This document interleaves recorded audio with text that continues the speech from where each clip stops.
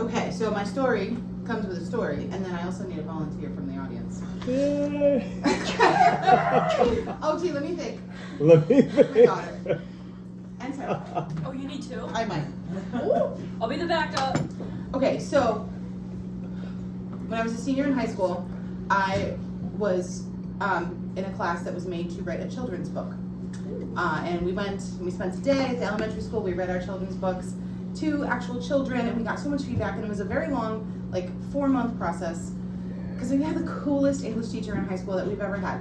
And she inspired me to go and major in English, and my whole, everything is because of this one woman. Aww. What's your name? Mrs. Chance. Aww. And then she got pregnant, and she never came back. So there was only a few classes. She was only there for a couple years. So like very few seniors got to have her, but she was amazing. So I wrote a children's story when I was 18.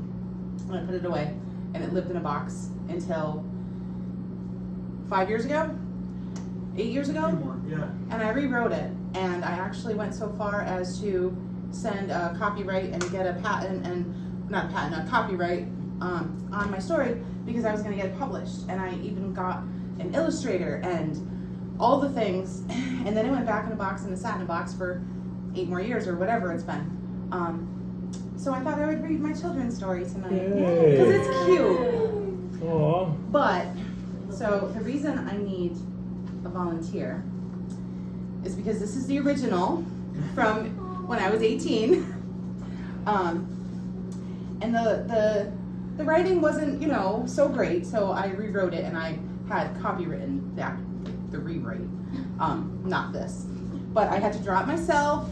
So I need someone to follow along loosely so that you can see my beautiful drawing. It's called Zack's Pants, and it's a story about Zack and his pair of pants. And so every page is a pair of jeans that I cut up, and you'll see. Oh my God. It's glued on, yes. So you're gonna have to try to follow along with me. Lex, don't cut the paper with your nails, they're very sharp. Oh wait, where am I? Oh, so I didn't do my homework, and I'm missing page 1. Oh, that's a novel. That's okay, you get a second chance. Oh no, it starts here. Duh. Good job, Kristy. So I'll show you the illustrations too. You can put me So on. this is what a lovely artist drew for me, and that's as far as she got. That's as far as we got on this project before it went back in the box. But this is what I imagined Zack to look like. Okay, ready? Hello, I am a pair of pants, and I belong to a young boy named Zack. And let me tell you, he is a busy boy. He wakes me up really early during the week and grabs me from his dresser and puts me on, because you see, I am his favorite pair of pants. Every morning we go running around his house as he gets ready for school. Zack zooms downstairs for a quick breakfast, then back up to grab his backpack and books. Zack lands a quick kiss on his mom's cheek as we tear out the door and down the front steps. Sometimes when we're late, we have to chase the bus down the sidewalk and get on at our friend Frankie's house.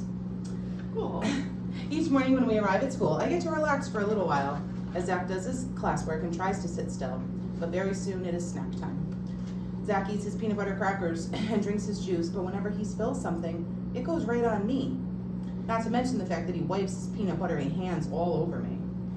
Later on, Zack and I go outside to play during recess. We have fun running around with his friends Frankie and Alex. Today, Zack and his friends were playing basketball, and he fell down and must have slid on the pavement because we both got hurt.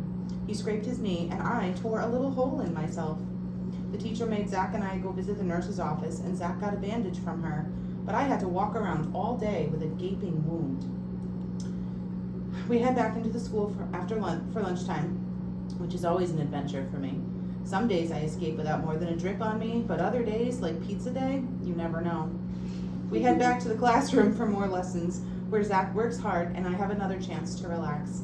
Unless it's an art or gym day, I never know what's going to happen to me on those days. Eventually, it's time to go home. We get back on the bumpy bus, talking and laughing with his friends. Soon we arrive at our house, and Zack says goodbye to his buddies and races up the front steps to his house. As soon as we get inside, Zack dumps his backpack in the kitchen, shouts hello to his mother while grabbing another snack and his bag of toy trucks, and we race back out to play. I get very dirty when we play because Zack likes to crawl around on his hands and knees to push his trucks around. Other times he climbs his favorite tree or catches frogs in the brook behind the house. Soon Zack's mother calls him inside to get washed up for dinner. Boy, was his mother upset when she saw Zack's bandaged knee and the hole in me. She said she would patch me up and wash me after she checked Zack's cuts. I was really nervous when she said that I needed stitches, but it wasn't too bad. She was gentle, and soon I was all stitched up, and I had a beautiful patch.